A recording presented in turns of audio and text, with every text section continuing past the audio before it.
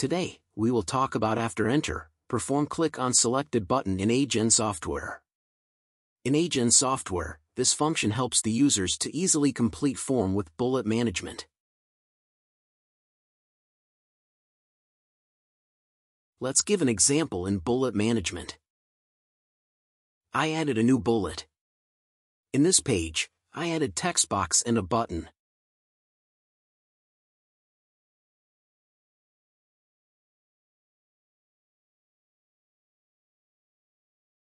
In the next page, you add function to the text field or button.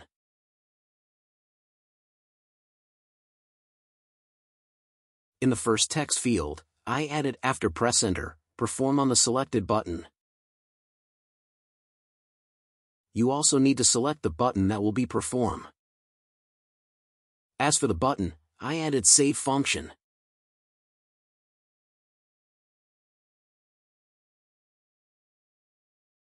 Let's see the result in form management. In this form, after you insert your data into the text field, press enter and it will automatically perform selected button. Since the button has save function, you can see the result in data at the left sidebar.